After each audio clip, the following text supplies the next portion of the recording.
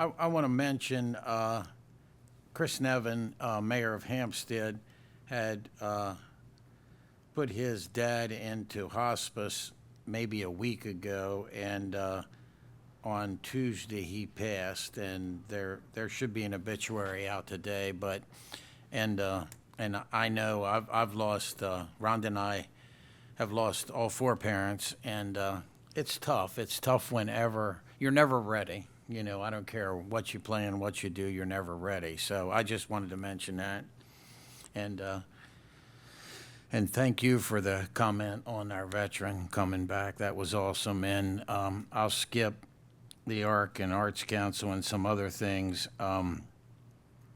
since it was covered very well.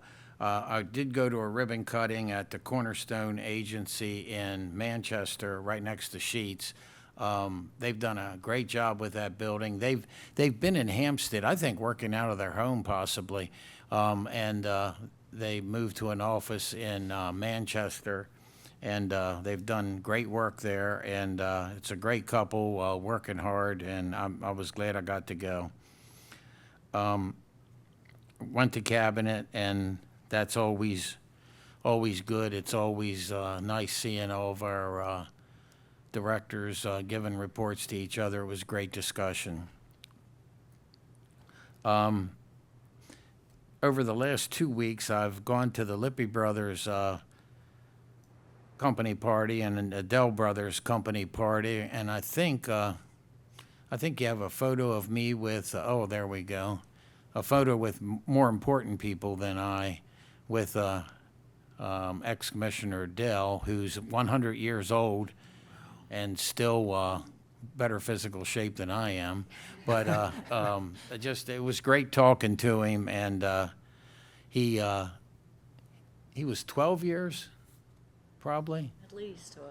and At least 3 terms. and he wanted to run again, and his wife Leona kind of gave him a line in the sand on why he shouldn't.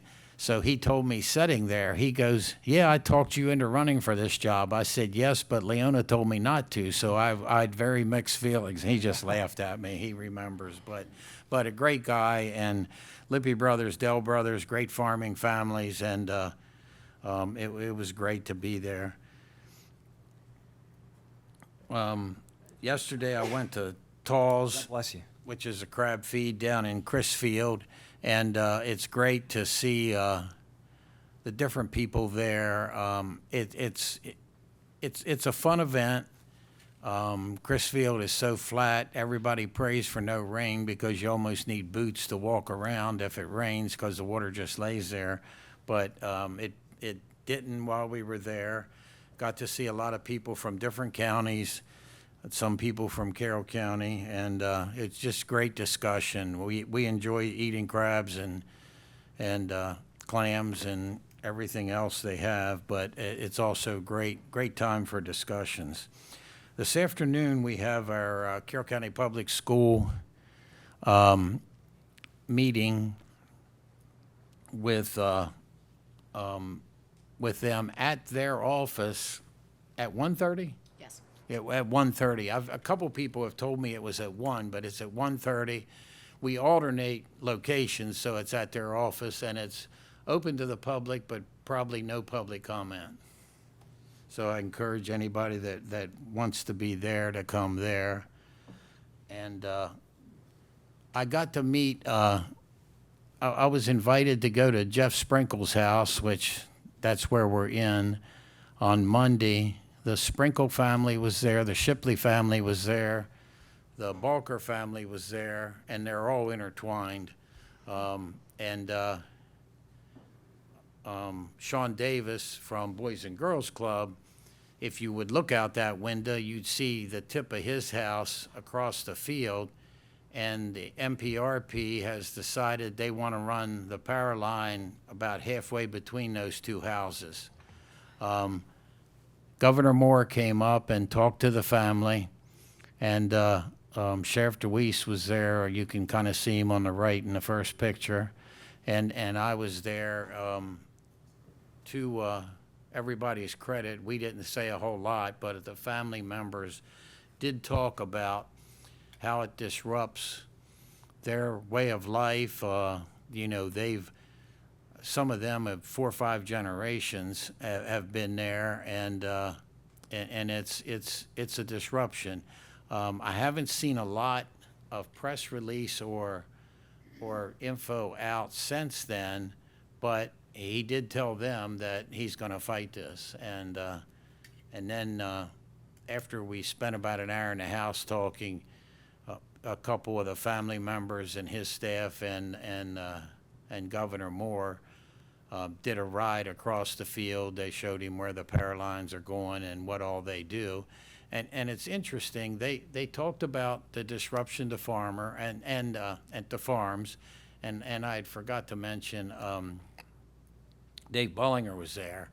He's on AgPres land, and he got to bring up, you know, how he chose not to do 18 houses. He chose to be part of AgPres.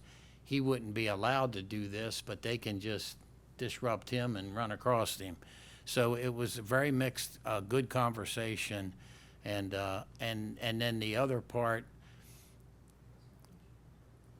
I forget which one, probably Mrs. Shipley. One of them brought up how much Balkers does for the community, how much they sell, and how that would be disrupted. It goes right through strawberry fields, and you know, it's there. It's going to affect what they produce too. So I was glad the governor came up, and it was nice to meet all those families. It's like I told the father that's the head of all of it, and I said, this shows you in Carroll County you can't talk about anybody because the person next to you is related to them. And he just laughed and said that. And he said it a little bit, but he said, let the current farmers talk. So I'm hoping we get some support on this, and it's interesting. And we've done some letters.